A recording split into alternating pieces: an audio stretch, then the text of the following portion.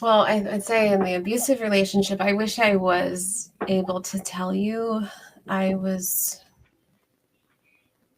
strong and calculated about it.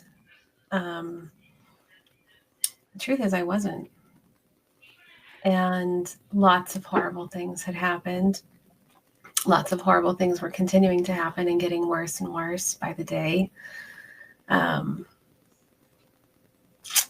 And, we had a very difficult night. It was a long night. It was incredibly intense. I mean, that's where the first time I blacked out, the first time he cracked my rib,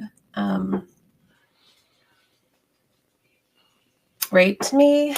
There were a lot of things that happened. And so by the time that the morning came, I remember thinking that I was going to die, that there was no other recourse or action that could be done. There was nothing more I could say or do or plead. And I did remember, I did feel like God came and told me that he wasn't leaving me alone. I wasn't alone, because I felt incredibly alone. We had moved to a very little isolated cabin, away from people we knew.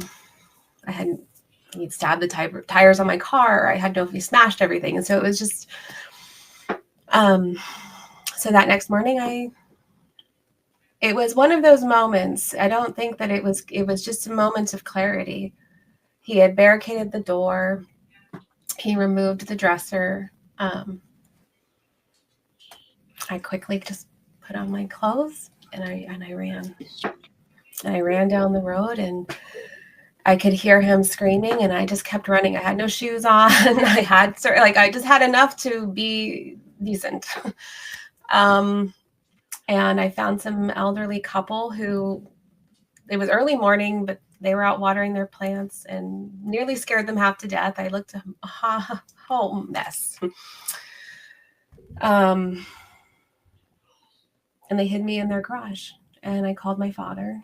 He lived about 45 minutes away, and I don't know, but he must have been going very fast because he got there pretty quickly. And he came and found me. And so, it was, there was more that happened, but I think, at that moment, it just became really clear to me that this was the moment, this was the chance that I had, and to take it. So it wasn't bravery, but it was definitely survival.